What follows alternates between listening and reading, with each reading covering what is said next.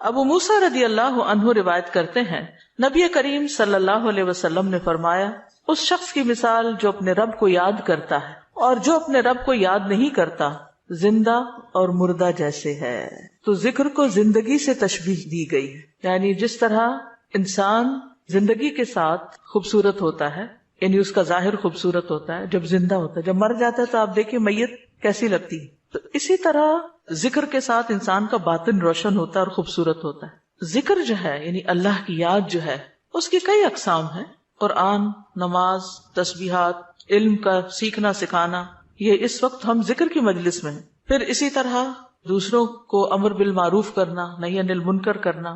تو یہ جو ذکر ہے اس کی کسی بھی شکل میں یہ اللہ تعالیٰ کے نزدیک ہر چیز سے بہتر عمل ہے. نبی صلی اللہ علیہ وسلم نے فرمایا کیا میں تمہیں تمہارا بہترین عمل نہ بتاؤں جو تمہارے مالک کے نزدیک اچھا اور پاکیزہ ہے اور تمہارے درجات میں سب سے بلند ہے اور سونا چاندی کے خرچ کرنے سے بہتر ہے اور اللہ کی راہ میں جہاد کرتے ہوئے تمہارے کفار کی گردنیں مارنے اور ان کے تمہاری گردنیں مارنے سے بھی افضل ہے. صحابہ نے عرض کیا کیوں نہیں؟ آپ نے فرمایا اللہ تعالیٰ کا ذکر، چاہے آپ نماز میں کر رہے ہیں، نوافل میں کر رہے ہیں، تلاوت قرآن کے ذریعے کر رہے ہیں، تعلیم قرآن کے ذریعے کر رہے ہیں، تسبیحات کے ذریعے کر رہے ہیں، درود شریف پڑھ رہے ہیں، کسی بھی طرح کھڑے بیٹھے لیٹے چلتے پھرتے، فارمل وے میں، انفارمل وے میں، اونچے یعنی جہرن اور سرن، جس شکل میں بھی آپ اللہ کو یاد کرتے ہیں تو اس کی اتنی زیادہ فضیلت ہے، بہت افضل عمل ہے. اور اس کے برعکس کیا ہوتا ہے؟ اللہ تعالیٰ سے غافل ہو جانا، بھول جانا، اور وہ عموماً کب ہوتا ہے؟ جب ہم دنیا میں خوب محو ہو جاتے ہیں. اسی طرح رسول اللہ صلی اللہ علیہ وسلم نے فرمایا بہترین عمل یہ ہے کہ جب تم دنیا سے رخصت ہو تو تمہاری زبان اللہ کے ذکر سے تر ہو. اور یہ اسی وقت ہو سکتا ہے جب ہمیں ہر حالت میں ذکر کرنے کی عادت ہو. یعنی ذکر جو ہی چھوٹے تو ہمیں کبھی سی محسوس ہونے لگے کہ کچھ رہ گیا ہے، کچھ چھٹ گیا میرے ہاتھ سے، کچھ نکل گیا ہے، کچھ کمی سی ہے، وہ خلا، وہ خالی پن فوراً محسوس کر لیں. ہم ذکر کرنے والے سب سے آگے آگے ہوں گے. رسول اللہ صلی اللہ علیہ وسلم نے فرمایا مفردون سبقت لے گئے. صحابہ نے پوچھا اللہ کے رسول مفردون کون ہے؟ آپ نے فرمایا اللہ کا بہت ذکر کرنے والے مرد اور ذکر کرنے والی عورتیں. ذکر کی حالت میں مسلسل اللہ تعالیٰ کا ساتھ ملتا ہے، اللہ کا قرب نصیب ہوتا ہے. اللہ تعالیٰ فرماتے ہیں میں اپنے بندے کے ساتھ ہوں جب تک وہ مجھے یاد کرتا ہے اور میری یاد میں اپنے دونوں ہونٹ ہلاتا ہے. پھر شیطانی حملوں سے بچاؤ کا مضبوط قلعہ ہے. یحییٰ علیہ السلام نے بنی اسرائیل کو خطاب کیا اور اس میں ایک بات یہ کہی کہ بندہ جب تک اللہ کے ذکر میں مصروف رہتا ہے تو شیطان کے حملوں سے محفوظ ایک مضبوط قلعے میں ہوتا ہے، یعنی دشمن سے بچا ہوا ہوتا ہے. پھر جنت کے باغیچے ہیں ذکر کی مجلسیں، جیسے یہ مجلس ہے. رسول اللہ صلی اللہ علیہ وسلم نے فرمایا جب تم لوگ جنت کے باغوں کے پاس سے گزرو تو کچھ کھا پی لیا کرو. صحابہ نے پوچھا جنت کے باغوں سے کیا مراد ہے؟ آپ نے فرمایا مجالس ذکر، ذکر کی مجلسیں. قیامت کے دن سب سے زیادہ قابل رشک لوگ کون ہوں گے؟ جن کے چہروں کی سفیدی دیکھنے والوں کو ڈھانپ لے گی. وہ انبیاء و شہداء نہیں ہوں گے لیکن ان کے اللہ کے قریب ہونے کی وجہ سے انبیاء و شہداء ان پہ رشک کریں گے. عرض کیا کہ اللہ کے رسول یہ کون لوگ ہوں گے جن پہ انبیاء و شہداء رشک کریں گے؟ فرمایا یہ مختلف قبیلوں کا مجموعہ ہے، مختلف قبیلوں مختلف بیک گراؤنڈ سے آئے ہوئے لوگ ہیں جو اللہ کے ذکر پہ جمع ہوتے ہیں اور عمدہ کلام کو اس طرح چن چن کر لیتے ہیں جیسے کھجور کھانے والا عمدہ کھجوریں چن چن کے لیتا ہے. تو مجھے اس حدیث کو پڑھتے ہوئے آپ لوگوں کا خیال آتا ہے کہ علم کی مجلس میں سے جو اہم نکتے ہیں وہ آپ اپنے پاس محفوظ کرتے جاتے ہیں. کچھ باتیں دل میں یاد ہیں اور کچھ قلم سے یعنی نوٹ بک میں نوٹ کرتے جا رہے ہیں. تو ایسی مجلسیں جو ہیں وہ انسان کے لیے بہت بڑی نعمت ہے. پھر ذکر نہ کرنا باعث حسرت ہے. یاد رکھیے جب میں ذکر کا لفظ بولتی ہوں نا تو ذکر کی ساری اقسام ذہن میں لایا کریں، کیونکہ ہمارے ہاں ذکر صرف اللہ ہو کرنے کا نام بن گیا ہے. ذکر کی مجلس کیا ہے؟ جس میں سارے لوگ بیٹھ کے اندھیرا کر دیں اور پھر وہ اس انداز میں ذکر کریں کہ سارے ایک نعرے کی شکل میں اور مل کے کوئی آوازیں بلند کریں. صحابہ سے ایسے کوئی طریقے منقول نہیں ہیں. وہاں صحابہ کرام نبی صلی اللہ علیہ وسلم کی مجالس میں جو بیٹھ کے علم حاصل کرتے تھے اس کو بھی ذکر کی مجلس سمجھتے تھے اور ویسے بھی اکٹھے بیٹھ کر اللہ کو یاد کرتے تھے. جیسے مسجد نبی میں ایک دفعہ آپ تشریف لے گئے، 2 جماعتیں تھی، کچھ علم سکھا رہے تھے اور کچھ بیٹھ کے ویسے ہی تسبیحات پڑھ رہے تھے اپنی اپنی. تو آپ علم والوں کے پاس گئے تو یہ بھی ذکر کی مجلس ہوتی ہے، یعنی علم کا سیکھنا سکھانا، اور بیٹھ کے تسبیح پڑھتے رہنا، ذکر کرتے رہنا، جیسے آپ حرم میں بیٹھ کے کرتے ہیں، کسی مسجد میں بیٹھے ہوتے ہیں، اس کے لیے ضروری نہیں ہوتا کہ کوئی تسبیحات کرنے کے لیے باقاعدہ لوگوں کو دعوت دے کر کوئی ایسے حلقے اکٹھے کیے جائیں۔ ذکر نہ کرنا باعث حسرت ہے۔ نبی صلی اللہ علیہ وسلم نے فرمایا جو لوگ کسی جگہ پر مجلس کریں لیکن اس میں اللہ کا ذکر نہ کریں اور نبی صلی اللہ علیہ وسلم پر درود نہ بھیجیں تو وہ ان کے لیے قیامت کے دن باعث حسرت ہوگی۔ اگرچہ وہ اجر و ثواب کی بنیاد پر جنت میں داخل ہو جائیں گے لیکن انہیں حسرت ہوگی کہ ہم نے یہ وقت کیوں گنوا دیا۔ ذکر نہ کرنے والے بدترین مخلوق ہیں، بد نصیب لوگ ہیں۔ عامر ابن ابسہ سے روایت ہے، رسول اللہ صلی اللہ علیہ وسلم نے فرمایا جب بھی سورج چڑھتا ہے اللہ عز و جل کی ہر ایک مخلوق اللہ عز و جل کی تسبیح اور حمد و ثنا بیان کرتی، یعنی صبح ہوتے ہی ساری مخلوق ذکر میں لگ جاتی، لیکن شیطان اور اولاد آدم میں سے آتا قسم کے لوگ ذکر نہیں کرتے۔ تو میں نے بنی آدم میں آتا قسم کے لوگوں کے بارے میں سوال کیا، آپ نے فرمایا بدترین مخلوق، یا فرمایا اللہ کی مخلوق میں سے بدترین لوگ، یعنی آسمان و زمین، سورج چاند ستارے درخت شجر حجر ہر چیز ذکر میں مشغول ہے سوائے ان لوگوں کے جو سو کے وقت گزار رہے ہیں یا غفلت میں پڑے ہوئے ہیں۔ حدیث نمبر 42، دو محبوب کلمات۔ عن ابی ہریرہ رضی اللہ عنہ قال قال النبی صلی اللہ علیہ وسلم کلمتان حبیبتان الی الرحمن خفیفتان علی اللسان ثقیلتان فی المیزان سبحان اللہ وبحمدہ سبحان اللہ العظیم۔ کتاب التوحید۔ ابو ہریرہ رضی اللہ عنہ روایت کرتے ہیں نبی کریم صلی اللہ علیہ وسلم نے فرمایا دو کلمے رحمان کو بہت محبوب ہیں، زبان پر بہت ہلکے ہیں لیکن قیامت کے دن ترازو میں بہت بھاری ہوں گے۔ سبحان اللہ و بحمدہ سبحان اللہ العظیم۔ اللہ اپنی حمد کے ساتھ پاک ہے، اللہ پاک ہے جو بہت عظمت والا ہے۔ تو جیسے ہم جانتے ہیں کہ نفلی عبادت میں افضل عمل اللہ کا ذکر ہے، تو یہاں پر اس ذکر کی خاص شکل بتائی گئی کہ اللہ تعالیٰ کی حمد و ثنا اور پاکی بیان کرنا۔ سبحانہ کا مطلب کیا ہوتا ہے کہ وہ پاک ہے۔ تو جس کلام میں، جس ذکر میں اللہ تعالیٰ کی پاکی بیان کی جائے، تسبیح بیان کی جائے اور حمد و ثنا بیان کی جائے، وہ اللہ تعالیٰ کا چنا ہوا کلام ہے۔ رسول اللہ صلی اللہ علیہ وسلم سے سوال کیا گیا کون سا کلام افضل ہے؟ آپ نے فرمایا جو اللہ نے اپنے فرشتوں اور بندوں کے لیے چنا۔ کیا فرمایا؟ جو اللہ نے اپنے فرشتوں اور اپنے بندوں کے لیے چنا۔ سبحان اللہ و بحمدہ، ٹھیک ہے، سبحان اللہ و بحمدہ۔ یہ تمام مخلوق کی نماز ہے، تمام مخلوق کی نماز ہے۔ نوح علیہ السلام کی وفات کا وقت جب آیا تو انہوں نے اپنے بیٹے سے فرمایا کہ میں تمہیں ایک وصیت کر رہا ہوں، دو باتوں کو کرنے کا حکم دیتا ہوں، دو باتوں سے روکتا ہوں۔ اور دو کرنے کے جو کام بتائے اس میں سے ایک لا الہ الا اللہ کا اقرار، کہ اگر ساتوں آسمان اور ساتوں زمینوں کو ترازو کے ایک پلڑے میں رکھ دیا جائے اور لا الہ الا اللہ کو دوسرے پلڑے میں، تو لا الہ الا اللہ والا پلڑا جھک جائے گا، اور اگر ساتوں آسمان اور ساتوں زمینیں ایک بند کڑے کی شکل اختیار کر لیں تو لا الہ الا اللہ اس کو بھی توڑ دے گا۔ اتنی طاقت ہے اس کلام کے اندر۔ اور دوسرا یہ کہ سبحان اللہ و بحمدہ کا ورد کرتے رہنا، کیونکہ یہ ہر چیز کی نماز ہے اور اس کے ذریعے مخلوق کو رزق ملتا ہے۔ اور میں تمہیں شرک اور تکبر سے منع کرتا ہوں، یہ دو منع کرنے والی چیز۔ اسی طرح ان کلمات کو اگر کوئی 100 دفعہ دن میں پڑھے تو اس کے گناہ مٹ جاتے ہیں، گناہ جھڑ جاتے ہیں، چاہے سمندر کی جھاگ کے برابر ہی کیوں نہ ہو۔ پھر اسی طرح ایک اور حدیث میں آتا ہے سنن ترمذی کی، جو شخص سبحان اللہ العظیم و بحمدہ کہتا ہے اس کے لیے جنت میں کھجور کا ایک درخت لگا دیا جاتا ہے، صرف ایک دفعہ کہنے سے۔ کہہ لیجئے سبحان اللہ العظیم و بحمدہ۔ اللہ کے راستے میں سونا خرچ کرنے سے بہتر ہے۔ رسول اللہ صلی اللہ علیہ وسلم نے فرمایا جو رات سے خوف کھائے، اکیلا ہونے کی وجہ سے یا ویسے اس کو اندھیرے کا فوبیا ہو، کہ جو رات سے خوف کھائے کہ وہ اس کو پریشان کرے گی، یا مال خرچ کرنے سے بخل کرے کہ دینے کو دل نہ چاہے، یا دشمن سے مقابلہ کرنے سے ڈرے، تو وہ اس قول کی کثرت کر دے سبحان اللہ و بحمدہ، سبحان اللہ و بحمدہ، کیونکہ یہ اللہ کے نزدیک سونے کا پہاڑ اللہ کے راستے میں خرچ کرنے سے زیادہ محبوب ہے۔ ہم میں سے کس کی وسعت ہے کہ سونے کا پہاڑ اللہ کے راستے میں خرچ کرے؟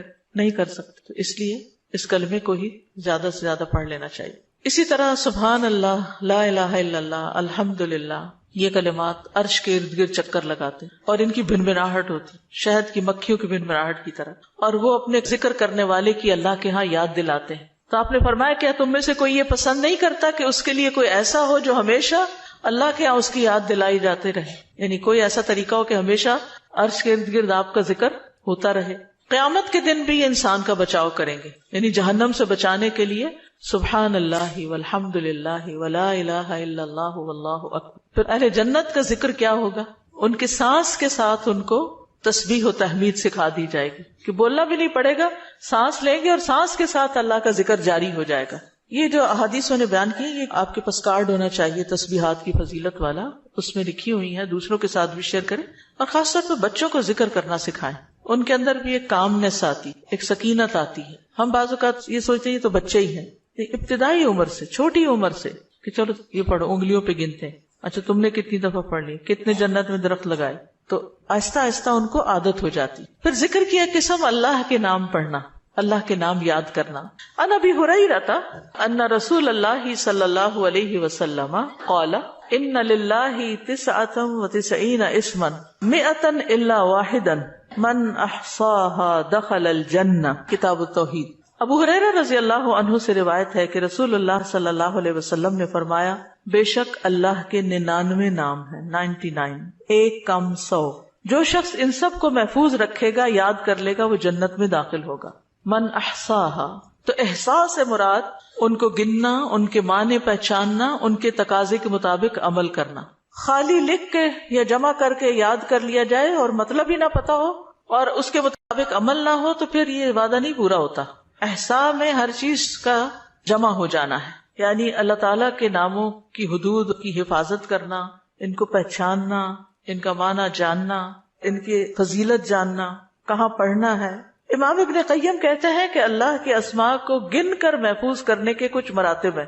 بندہ جب ان ناموں کو یاد کر لیتا ہے تو وہ جنت میں داخل ہو جاتا ہے اور یہی اس کی سعادت اور نجات اور فلاح کا مرکز ہے. وہ کہتے ہیں پہلا مرتبہ ان کے الفاظ کو گننا اور شمار کرنا، دوسرا مرتبہ ان کے معنی اور مدلول کو سمجھنا، تیسرا مرتبہ ان کے ساتھ دعا مانگنا.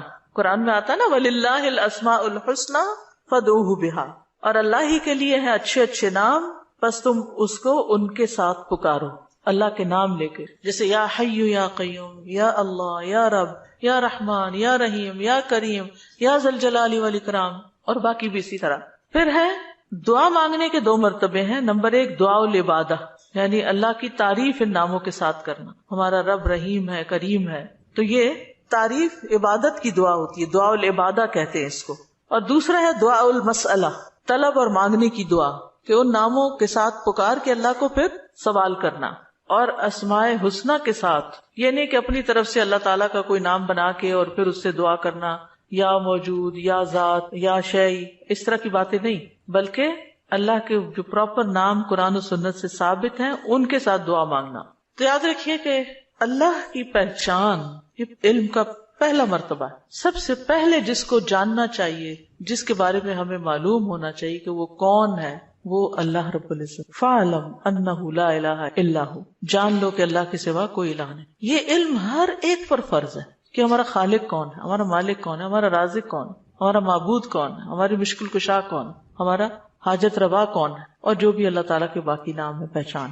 یہ علم تمام علوم سے افضل ہے، کیونکہ جب ایک انسان، کوئی بچہ، بوڑھا، جوان اللہ تعالیٰ کو جان لیتا ہے نا، تب ہی اس کی زندگی درست ہوتی، تب ہی اس کو واقعی ہدایت ملتی، تبھی وہ اللہ کے لیے سب کچھ کرتا ہے، تبھی اس کے اندر تقویٰ پیدا ہوتا ہے، تبھی وہ حلال حرام کی تمیز کرتا ہے، کیونکہ یہ سب کچھ کرنا اس کے لیے اللہ نے اپنی عبادت کے لیے پیدا کیا. اور اگر ہم اللہ ہی کو نہیں پہچانتے تو عبادت کس کی کر رہے ہیں؟ تو پہلا کام اللہ کی پہچان ہے، اللہ کی معرفت، خود بھی اور اپنی آل اولاد کو بھی اور اپنے آس پاس کے لوگوں. اور اللہ کی پہچان کے لیے اللہ کے ناموں کا علم حاصل کرنا ضروری. پھر اس سے ایمان میں بھی اضافہ ہوتا ہے. جتنا جتنا آپ اللہ کو زیادہ جانتے چلے جاتے ہیں اتنا اتنا آپ کا ایمان بڑھتا ہے. اسی لیے اس کو اشرف العلوم کہا گیا ہے کہ تمام علوم کا سردار ہے یہ. پھر اسی طرح اللہ تعالیٰ کے ناموں کو پڑھنے، یاد کرنے، جاننے، سمجھنے کے بارے میں کچھ اصول و قواعد ہیں. اس میں پہلی بات یہ کہ اللہ کے تمام نام توقیفی ہیں، اس میں عقل کی کوئی گنجائش نہیں، یعنی بذریعہ وحی معلوم ہوئے. ہم اپنی پسند سے اللہ کا کوئی نام نہیں رکھ سکتے. یعنی آپ یہ نہیں کہہ سکتے کہ مجھے اللہ سے بڑی محبت ہے تو میرا دل چاہتا ہے میں اللہ تعالیٰ کا یہ نام رکھ دوں, خود سے کیوں رکھ دوں, یہ نہیں کر سکتے آپ. ٹھیک ہے, کسی انسان کو, کسی بشر کو, کسی جن کو, کسی فرشتے کو یہ اختیار نہیں کہ وہ اپنی مرضی پسند سے اللہ کا کوئی نام رکھ دے اور اس کو پکارنا شروع کر دے, اور اس کی لاجک صرف یہ دے کہ یہ تو محبت کی بات ہے اور میں محبت سے یوں پکارتی ہوں اللہ کو. نہیں, اس کی اجازت نہیں, کیونکہ جتنا اللہ تعالیٰ خود اپنے آپ کو جانتا ہے ہم نہیں جانتے, اور جتنا اس نے چاہا ہمیں اپنے بارے میں علم دیا, اور وہ علم بھی نبی صلی اللہ علیہ وسلم کے ذریعے ہم تک پہنچا ہے, تو اس کو حاصل کرنے کی کوشش کریں. پھر اسی طرح دوسری بات یہ کہ اس بارے میں کتاب و سنت سے آگے نہ بڑھیں. عقل, رائے, خواہش.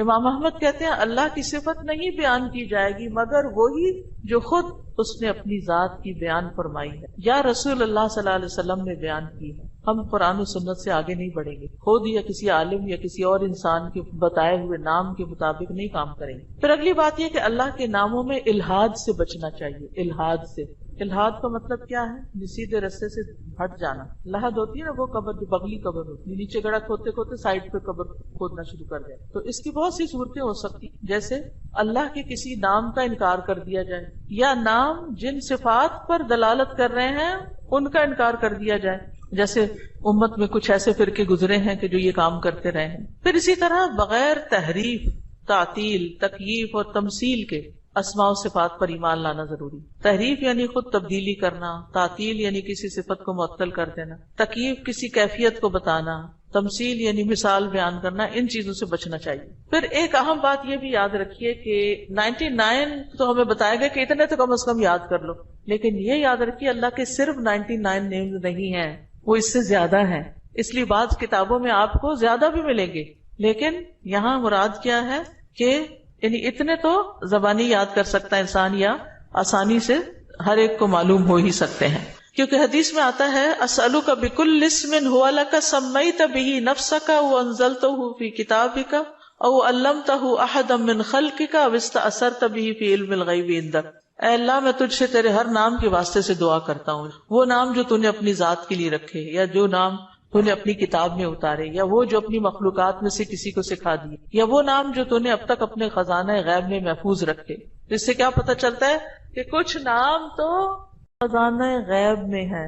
اور جیسے حدیثی شفاعت میں آتا ہے نا کہ نبی صلی اللہ علیہ وسلم کو اللہ تعالیٰ قیامت کے دن اپنی حمد و ثنا بیان کرنے کی تعریف کرنے کے لیے وہ کچھ سکھائیں گے جو اس سے پہلے نہیں سکھائی ہوگی وہ تعریف, تو اس کے ذریعے نبی صلی اللہ علیہ وسلم اللہ کی تعریف بیان کریں گے. یعنی وہ علم ابھی تک نبی صلی اللہ علیہ وسلم کے پاس بھی نہیں, وہ قیامت کے دن دیا جائے گا, جس کی بنا پر آپ اللہ تعالیٰ کی تعریف کریں گے, پھر دعا کریں گے, اور پھر آپ کو شفاعت کا اذن دیا جائے گا, جو شفاعت کبریٰ کی حدیث آتی ہے. الہدا نے اللہ تعالیٰ کے ناموں کا ایک کارڈ ریوائز کر کے چھاپا تھا, جس میں قرآن اور سنت کی دلیل سے وہ نام دیے گئے ہیں, اور باقی جو تاج کمپنی کے چھپے ہوئے نام, ان میں کچھ نام ایسے ہیں جو اللہ کے نام نہیں ہیں, وہ اللہ تعالیٰ کے افعال ہیں جن سے لوگوں نے خود نام بنا لی. جیسے المذل اللہ کا نام نہیں ہے, یہ اللہ کا نام نہیں ہے, لیکن ذلت دینے والا اللہ ہے, تو ذل من تشاء, تو اس سے لوگوں نے نام اسم فائل کر کے تو مذل بنا لیا. تو یہ نام نکال دینے چاہیے, ٹھیک ہے, کیونکہ یہ قرآن و سنت سے نہیں ملتے. تو کچھ اللہ تعالیٰ کے نام ہیں, صفات ہیں, اور کچھ افعال بھی ہیں کہ اللہ تعالیٰ کیا کیا کرتا ہے. تو قرآن سے ہمیں وہ بھی پتہ چلتا ہے کہ اللہ تعالیٰ کیا کرتا ہے, اسے زندگی دیتا ہے, موت دیتا ہے, رزق دیتا ہے, وغیرہ وغیرہ. حدیث نمبر 44, پورے یقین کے ساتھ دعا کرنا. دعا بھی ذکری کی ایک قسم ہے. ان انس قال قال رسول اللہ صلی اللہ علیہ وسلم اذا دعوتم اللہ فاعزموا فی الدعاء ولا یقولن احدکم ان شئت فاعتنی فان اللہ لا مستکرہ لہ. انس رضی اللہ عنہ روایت کرتے ہیں کہ رسول اللہ صلی اللہ علیہ وسلم نے فرمایا, جب تم اللہ کو پکارو تو پکارنے میں عزم رکھو, یعنی اچھی طرح پکارو, اور تم میں سے ہرگز کوئی یوں نہ کہے کہ اگر تو مجھے چاہے تو عطا کر دے, چاہے تو نہ کرے. یعنی لکھا ہوا نہیں یہاں, لیکن مطلب یہی بنتا ہے, کیونکہ اللہ کو کوئی بھی مجبور نہیں کر سکتا, ٹھیک ہے. تو یہاں دعا مانگنے کا ادب سکھایا گیا ہے کہ دعا پورے یقین کے ساتھ مانگنی چاہیے. یا اللہ تو دے سکتا ہے, تو مجھے عطا کر. یہ نہ کہے تو چاہے تو عطا کر, وہ تو دینے پہ قادر ہے, اس سے پورے یقین اور عزم کے ساتھ دعا کرے. اسی طرح دعا مانگنے کے کچھ اور آداب بھی ہیں. مسئلہ یہ کہ غافل دل سے دعا نہ کرے, کیونکہ اللہ تعالیٰ بے پرواہ دل کی دعا قبول نہیں کرتا. پھر یقین سے دعا کریں کہ قبولیت کا یقین ہو کہ نہیں اللہ تعالیٰ سنتا ہے, یہ نہیں پتہ نہیں سنے گا کہ نہیں, بہت مانگی ہے ابھی تک تو ہماری بات نہیں مانی گئی، پتہ نہیں آگے کیا ہوگا، میری تو سنتا ہی نہیں، نعوذ باللہ ایسی باتیں نہیں کرنی چاہیے. آپ کے اللہ آپ کے تو بس میں ہے سب کچھ، آپ تو سب کچھ کر سکتے ہیں. پھر اسی طرح بغیر ہچکچاہٹ کے رب سے دعا کرنی چاہیے. کس سے؟ بغیر ہچکچاہٹ کے، پورے یقین سے. نبی صلی اللہ علیہ وسلم نے فرمایا جب تم میں سے کوئی آدمی اللہ کے سامنے اپنی خواہش کا اظہار کرے تو وہ زیادہ سے زیادہ مانگے، کیونکہ وہ اپنے رب سے مانگ رہا ہوتا ہے عز و جل سے، وہ سب کچھ کر سکتا ہے. پھر خشوع و خضوع اور عاجزی سے مانگے. ادعوا ربکم تضرعا وخفیا انہ لا يحب المعتدین. پھر گریا و زاری، رو دھو کے مانگے. آپ دیکھیں کس طرح بچے جب انہیں کوئی چیز چاہیے ہوتی ہے تو بلا وجہ بھی رونا شروع کر دیتے ہیں. تکرار اور اصرار سے دعا کریں. نبی صلی اللہ علیہ وسلم بعض اوقات 3 بار ایک دعا دہراتے تھے. آپ نے فرمایا جس شخص نے 3 بار اللہ سے جنت مانگی تو جنت کہتی ہے اللہ اسے جنت میں داخل کر دے، اور جو شخص 3 مرتبہ آگ سے پناہ مانگے تو دوزخ کہتی ہے اللہ اس کو آگ سے پناہ دے دے. پھر دعا میں جلد بازی نہ کرے. تو بندہ جب تک جلد بازی نہ کرے دعا قبول کی جاتی رہتی. یعنی جلد بازی کیا ہے کہ مایوس ہو کے انسان تھک جائے اور دعا مانگنا چھوڑ دے، یہ نہیں ہونا چاہیے. جی استاذہ، جو اللہ تعالیٰ کے جو نام ہیں اور جو ان کے صفات ہیں یہ ریلیٹ کرتے ہیں نا آپس میں؟ اس کی ساری صفات اس کے ناموں میں، یعنی ناموں میں ہی اس کی صفات. یعنی ذکر کی ایک قسم جو ہے نا غور و فکر بھی ہے کائنات میں، اور اس کے ذریعے اللہ کو یاد کرنا. کیونکہ جتنی تقصیر ہم کرتے ہیں کمی کوتاہی دعا میں، وہ اسی وجہ سے کرتے ہیں کہ ہمیں اللہ کی پہچان نہیں ہوتی. آپ دیکھیے جب ہمیں لوگوں کی پہچان ہوتی ہے نا کہ کون کتنا سخی ہے تو ہمیں اس سے اسی کے مطابق توقع ہوتی. امی سے عیدی اتنی ملے گی اور ابا سے اتنی ملے گی، کیونکہ ہم دونوں کا مزاج پہچانتے ہیں کہ کون کتنا دیتا ہے. اسی طرح خالہ مامی دادی سب کا پتا ہوتا ہے کہ کون کیا کرتا ہے. تو اگر انسانوں کا تھوڑا بہت ہمیں پتا ہوتا ہے اور اس کے مطابق ہی ہماری ایکسپیکٹیشن ہوتی ہے، تو جس کو اللہ کا پتا چل جائے کہ وہ کیا عظیم ہستی ہے، پھر اس کی دعا کی ایکسپیکٹیشن کتنی بڑی ہوگی کہ وہ کیا کچھ نہیں دے سکتا اور کیا کچھ اس سے مانگنا چاہیے. وہ تو کبھی مایوس ہی نہیں ہو سکتا انسان. اساتذہ السلام علیکم. یہ جو ہم لوگ الہدا میں بھی پڑھاتے ہیں نسلوں کا یوم، اس کے اندر بھی یوم عزو آتا ہے، تو کیا کوئی نیا ورژن ہے جس؟ بالکل نیا ورژن بھی ہے. کارڈز لے لیجئے اور نئے ورژن کی ریکارڈنگ بھی ہم نے کروا لی ہوئی ہے. ساجد محترم، یہاں پہ آپ نے ابھی فرمایا نا کہ تو چاہے تو عطا کر، یہ نہیں کہنا چاہیے، تو اس کی تھوڑی سی وضاحت کر دیں کیونکہ میرے ذہن میں بھی آ رہا ہے کہ ہم جب یہ کہتے ہیں، آپ نے بھی فرمایا نا کہ تو جو چاہے وہ عطا کر دے، ہمیں یہ نہیں کہنا چاہیے تو چاہے تو عطا کر دے. ہاں اگر تو چاہے تو عطا کر دے. اس کی تھوڑی سی وضاحت کر دیں کیونکہ میرے ذہن یعنی اس کا مطلب یہ ہے کہ مثلا مجھے گھر چاہیے، اللہ اگر آپ کی مرضی ہے تو دے دیں، نہیں تو نہ سے. یہ نہیں کہنا چاہیے. بندوں کے ساتھ ہم ایسے معاملے کر رہے ہوتے ہیں نا، دینا تو دو نہیں تو نہ دو. تو اللہ کے ساتھ ایسے نہیں کرنا، یہ بے ادبی ہے. استاذہ یہ جو آپ نے کہا کہ جس کا آخری کلام لا الہ الا اللہ ہوگا تو وہ جنت میں جائے گا، جیسے ہماری آنٹی حالت نیزہ سے 2 دن پہلے ہم نے ان کو پڑھایا، انہوں نے ورد کیا، اس کے بعد وہ کومے میں چلے گئی، تو ان کے لیے ہم یہ امید رکھ سکتے ہیں کہ ان کا آخری کلام یہی ہے لا الہ الا اللہ؟ یعنی آخری بات جو کی وہ لا الہ الا اللہ تھی، چاہے اس کے بعد 1 دن بعد فوت ہوئے یا 2 دن بعد. اور ایک اور بات، بعض اوقات قومے میں ہوتے ہوئے بھی سن رہے ہو اور کئی لوگوں کا یہ پتہ چلتا ہے کہ وہ آہستہ سے زبان بھی ہلا رہے ہو، اور کئی لوگوں کا یہ بھی میں نے سنا ہے، مطلب لوگوں کے ڈیتھ کے جو حالات واقعات سنتے ہیں کہ بے ہوشی تاری رہی اور فوت ہونے سے تھوڑی دیر پہلے آنکھیں بھی کھولی اور منہ بھی ہلایا اور پھر دوبارہ چلے گئے. تو یہ اللہ کی دی ہوئی توفیق ہے، ہمیں توفیق مانگنی چاہیے کہ اللہ ہمارا آخری کلام لا الہ الا اللہ. آپ نے بھی ذکر کیا ہے، ذکر کا فضیلت بیان کی ہے، تو مجھے یہ بات سمجھ آئی ہے کہ جب ہم لوگ دن رات میں ذکر کرتے ہیں، ہماری زبان تر رہتی ہے ذکر سے، جوارے اس چیز کی گواہی دیتے ہیں، تو وہ جو ہے آپ کا جو اندر احساس ہے وہ یہ ہوتا ہے کہ ہمارا ٹائم ویسٹ نہ ہو، ٹھیک ہے، اور ہم لوگ جو ہے نا فضولیات سے وہ اجتناب کرتے ہیں اس چیز کو کہ ہم نے ذکر کرنا ہے، اپنی نیکیوں کو اضافہ کرنا ہے، خیر و برکتیں مانگنی ہے. کیا یہ چیز جو ہے ہمارے خشوع و خضوع میں اضافہ کر سکتی ہے؟ ذکر کے تو بہت سی برکات ہیں اور اس میں سے یہ بھی ہے. 2 چیزیں جو ہے نا ذکر میں بڑا فائدہ دیتی ہے. ایک ہے کہ ٹارگٹ ڈیلی سیٹ کرے، جیسے 100 دفعہ یہ سبحان اللہ و بحمدہ کہا گیا، یہ منیمم بیئر منیمم ہے کہ آپ یہ 100 دفعہ سورج نکلنے سے پہلے اور سورج غروب ہونے سے پہلے پڑھ لیں عصر کے بعد. پھر اسی طرح یہ ہے کہ نبی صلی اللہ علیہ وسلم دن میں 70 سے 100 بار استغفار کرتے. ٹارگٹ سیٹ کر لیں کہ میں نے لازمی یہ تو کرنا ہی کرنا ہے، اتنا تو کرنا ہے. زیادہ ہو جائے تو بہت ہی اچھا، کیونکہ حدیث میں آتا ہے نا طوبی لمن وجد الاستغفار فی صحیفتہ، کہ خوشخبری ہے اس کے لیے جو اپنے اعمال نامے میں استغفار کی کثرت پائے. پھر آپ دیکھیے درود شریف ہے، اگر کوئی اپنی ساری دعا کو درود شریف ہی بنا لے تو اس کے لیے ہر چیز کافی ہو جاتی. کم از کم 1 تسبیح درود شریف کی، اور اگر وہ نہیں نصیب تو صبح 10 دفعہ، شام 10 دفعہ، دن کا آغاز اختتام تو لازمی درود شریف کے ساتھ ہو. پھر اسی طرح لا حول ولا قوت الا باللہ ہے، جنت کے خزانوں میں سے. اگر ہمیں دنیا کا کوئی خزانہ بتایا جائے تو ہم لوٹنے چلے جائیں اس کو. یہ تو جنت کا خزانہ ہے، وہ اکٹھا کرنے کے لیے. اس کی تسبیح کر لیں، لا الہ الا انت سبحانک انی کنت من الظالمین، کم از کم 100 دفعہ پڑھ لیں. 100 دفعہ نہیں، 10 دفعہ ہی رکھ لیں، لیکن ڈیلی پڑھیں. پھر اسی طرح سبحان اللہ والحمد للہ ولا الہ الا اللہ واللہ اکبر. اس کی بے پناہ فضیلت اور اس کی بے شمار فضائل ہیں اگر اس کی ایک تسبیح آپ کر سکیں. اب یہ ہے کہ اتنا کچھ اوور ویلمنگ ہو جاتا ہے، یہ بھی کر لو، یہ بھی کر لو، یہ بھی کر لو. کچھ چیزیں صبح کے وقت کے لیے رکھ لیں، کوئی دوپہر کے لیے رکھ لیں، کوئی شام کے لیے رکھ لیں، کوئی کہیں اگر آپ آتے جاتے ہیں اس کے لیے رکھ لیں، کوئی کسی کام کے ساتھ باندھ لیں. اگر آپ نے ٹارگٹ سیٹ کر لیا نا کہ یہ تو کرنا ہی کرنا ہے تو انشاءاللہ کر بھی لے گی. اگر کسی وجہ سے کوئی آگے پیچھے ہو بھی گیا تو رات کو سونے سے پہلے کر لیں. اگر ایک دن کچھ کمی بیشی ہوگی اگلے دن پورا کر. اپنے اوپر پابندی آپ نے خود لگانی، یہ تو میں نے کرنا ہے، ٹھیک ہے. دوسری چیز یہ ہے کہ اگر نہ کریں تو پھر اس پر اپنے آپ کو پنش بھی کریں، اس کے عوض کچھ صدقہ کریں، کیونکہ اپنی عادتوں کی اصلاح خود ہی کرنی. روزہ رکھیں، یعنی کمپنسیٹ کریں اپنے آپ کو، کیونکہ انسان کے جسم کے ہر جوڑ پہ روز صدقہ واجب ہوتا ہے. یہ تسبیحات جو ہیں وہ جوڑوں کا صدقہ بھی ہیں، ٹھیک ہے. تو اوقات مقرر کریں، اپنے لیے خود مقرر کریں، خاص طور پر جو مسنون تعداد آئی ہے اس کی پابندی کریں. اور باقی یہ تو ویسے کی تسبیحات ہیں نا، لیکن جو صبح شام کے اذکار ہیں ان کی پابندی کریں. رات کو سوتے وقت کے اذکار کی پابندی، گھر سے نکلتے آتے جاتے اٹھتے بیٹھتے سارے دن کے جو مسنون اذکار ہیں. دعا کیجئے، کتاب کس کس کے پاس ہے؟ الحمدللہ سب کے پاس ہے. اس میں زندگی کے مختلف مواقع پر جو دعائیں کی جاتی، دعا جو وہ بذات خود ایک ذکر کی قسم، ٹھیک.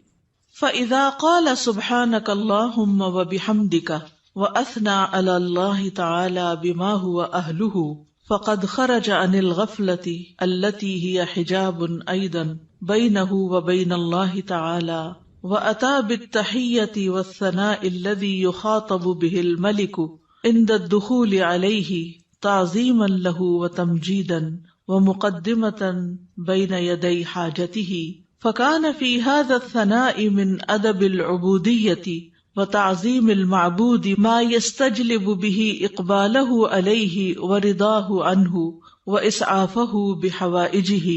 دعائے استفتاح. پھر جب وہ سبحانک اللہم و بحمدک یعنی پاک ہے تو اے اللہ اور سب تعریف تیرے ہی لیے ہے کہتا ہے اور اللہ تعالیٰ کی ثنا بیان کرتا ہے جو اس کی شان کے لائق ہے، تو وہ اس غفلت سے بھی باہر نکل آتا ہے جو اس کے اور اللہ تعالیٰ کے درمیان رکاوٹ تھی.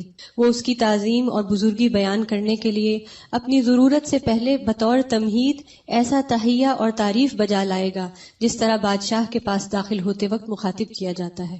چنانچہ یہ تعریف بجا لانا عبودیت کے آداب میں سے ہے اور معبود کی تعظیم ہے جس کے ذریعے وہ معبود کو اپنی طرف متوجہ کر لے گا اور اس کی رضا پا لے گا اور اپنی حاجات میں اس کی مدد حاصل کر لے گا.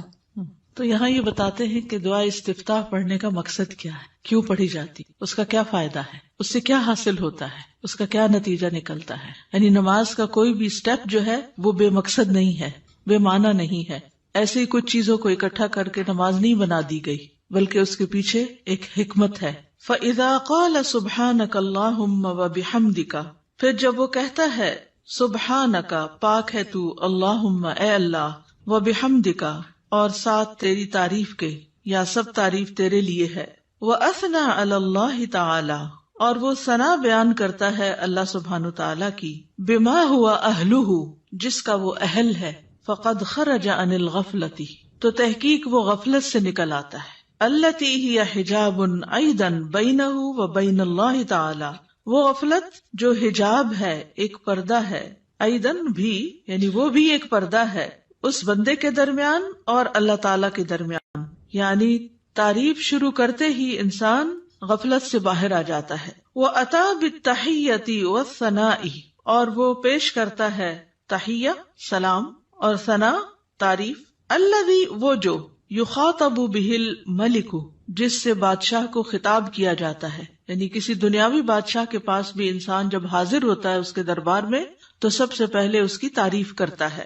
عند الدخول علیہ اس کے پاس داخل ہونے کے وقت، تعظیما لہ و تمجیدا اس کی تعظیم کرتے ہوئے اور اس کی بزرگی بیان کرتے ہوئے، وہ مقدمتاً بین یدی حاجتہ اور اپنی حاجت پیش کرنے سے پہلے پہلے تمہید کے طور پر، مقدمہ تمہید یعنی مقدمے کے طور پر. فکان فی ھذا الثناء تو یہ تعریف جو ہے اس میں من ادب العبودیت یہ عبودیت کے آداب یا مینرز میں سے ہے. وتعظیم المعبودی اور معبود کی تعظیم ہے، یعنی یہ اللہ سبحانہ تعالیٰ کی تعظیم کے لیے ہم ثنا پڑھتے ہیں شروع میں، سبحانک اللہم و بحمدک و تبارک اسمک وغیرہ.